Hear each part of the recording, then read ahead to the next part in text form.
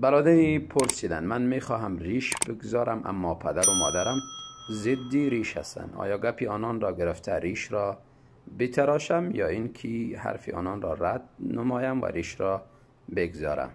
برادری محترم، رسول الله صلی الله علیه وسلم میفرمایند لا طاعت لمخلوق فی معصیت الخالق. در معصیت و گناه طاعت نیست. کسی که به گناه امر میکنه ولو که پدر باشه مادر باشه در اون صورت طاعت یه زوره انسان نمیکنه. در چنین صورتی شما به سنت رسول الله صلی الله علیه وسلم عمل کنید، ریش خود را بگذارید، اگر چند که پدر و مادر خفه هم میشن شما قناعت شان بتین و بفهمانین دین است. در صورتی که خفه شدن باز دیگر گناهی بر سر شما نیست، الا اینکه در جای مجبور بوده باشید، خطری نفستان بوده باشه، در اون صورت معذور هستید. الله تعالی مسلمان ها را از مصیبت ها نجات بده. برادری پرسیدن پسری برای مادرش بگوید تو عقل نداری، فراست نداری، حکم چنین پسر چی است؟ چنین پسر عاقی مادر است. الله تعالی از گفتن کلمه اف بالای پدر و مادر منع میکنه. ولا تقل لهما اف.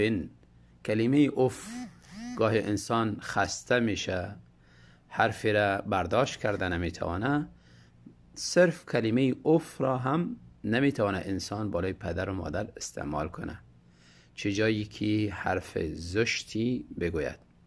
ولا تنهرهما. الله تعالی میفرماید زجرشان نتی، حرفهای زشت و خراب بالای پدر و مادر نگو. و این حرف عقل نداری، حرف بسیار زیاد بد است و نهایت زشت است. فراست نداری همچنان.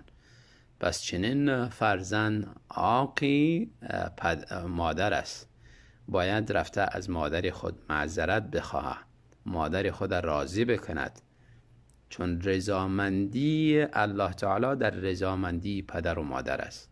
اگر پدر و مادر از انسان خسته بود، ناراض بودن، خدا از انسان ناراض است. برادری پرسیدن در آخری سوره اقرا سجده آمده، آیا این آیت را خوانده به رکوع برویم یا اینکه سجده کنیم؟ برادری محترم، هر دو اشکالی نداره، هر دو جایز است.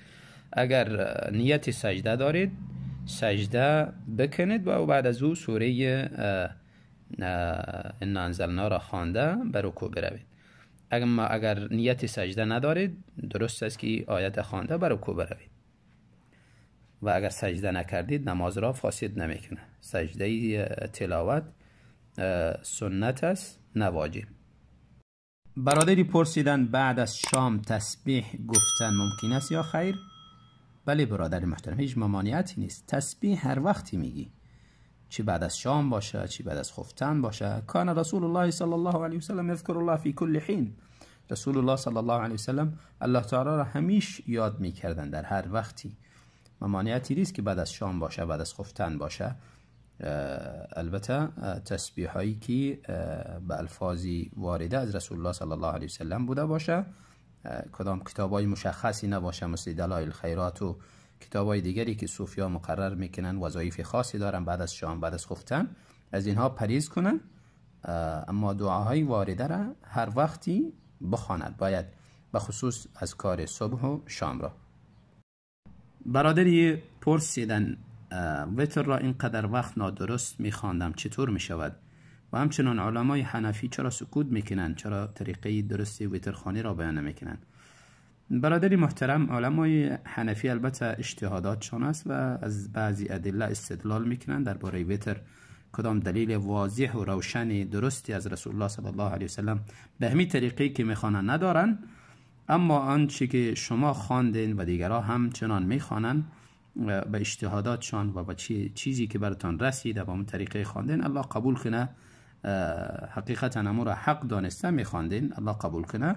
بعد از اینکه طریقه درستی وترخوانی را دانستید، حتمی باید به طریقه رسول الله صلی الله علیه وسلم وترتان بخوانید و تفصیلی از این را در ویدیوی دیگری بیان کردیم که وتر از یک رکعت تا چند رکعتی که انسان در توان داره وتر بخواند. برادری تقاضا کردن معنای دعای وتر را به زبان تاجیکی میکردید تا اینکه ما میدانستیم. درست است برادری محترم، دعای وتر قسمی که گفتیم در احادیث صحیح از رسول الله صلی الله علیه وسلم آنچه که نقل شده، اللهم اهدنی فی من هدیت، اللهم اهدنی، یا الله مرا ثابت و برقرار بمان بر راه هدایت، قسمی که دیگرها را هم بری راه ثابت و برقرار ماندی و از دنیا بر هدایت رفتن، مانند انبیا، صدیقین، شهدا، صالحین. و عافنی فی من عافیت، و مرا عافیت و تنومندی و صحت ببخش، قسمی که دیگرها را صحت بخشیدی، از همه بدی ها و از همه امراض گوناگون مرا نگه بدار. و تولنی فی من تولیت، و امر مرا به دست بگیر، سرپرستی مرا به دوش بگیر، قسمی که دیگرها را امرشان به دوش گرفتی، سرپرستی از اونها را داری، همچنان مرا امر ما به دوش بگیر. و بارک لی فیما اعطیت، و برکت بیانداز، برکت بیار در آنچه که بری من بخشیدی از نعمتها، و همچنان از عمر، از مال و از علم و از تمام زندگی، در تمام زندگی که به من بخشیدی در اینها برکت بیار. و قینی شر ما قضیت، و مرا نگه بدار، حفظ کن از شر آنچه که او را مقدر کرده، نوشته در تقدیر من، شر بدی ها، شر آفات، شر مرض ها، از همه از اینها مرا حفاظت بکن. فانک تقضی ولا یقضى علیک، یقینا تو فیصله میکنی و حکم به دست تو است و بالای تو فیصله کرده نمی شود و هیچ کسی نیست که بالای تو فیصله کند. انه لا یذل من والیت، یقینا ذلیل کرده نمیتواند یا ذلیل نمی شود شخصی که او را تو دوست بداری یا سرپرستی از او را به دوش بگیری. کسی را که الله دوست داشته باشه، کسی را که الله کاری از او را و امری از او را به دوش داشته باشه، کسی او را ذلیل کرده نمیتواند. ولا یعز من عادیت، و همچنان صاحب عزت نمی شود شخصی که تو او را بد ببینی، همراه از او دشمن بوده باشی و هرچند که مردم همراه از او یک جا شوند و او را عزت بتن، لکن کسی که دشمنی توست او عزتمند شده نمیتواند. تبارکت ربنا و تعالیت، تبارکت بسار ذاتی با برکت هستی، خیر تو زیاد است، برکتی تو زیاد است، ربنا ای پروردگار ما، و تعالیت همچنان ذاتی با عظمت هستی، ذاتی صاحب قدر هستی، بلند هستی. و ای مختصر ترجمه تاجیکی دعای وتر است. شخصی سوال کردن فرزند در بطن مادر در چند تاریکی قرار دارد؟ آنچه که در آیت ذکر است، سوره الزمر، الله تعالی می فرماید یخلقکم فی بطون امهاتکم خلقا من بعد خلق فی ظلمات ثلاث. الله تعالی در شکم مادرها انسان را خلق کرده در سه تاریکی.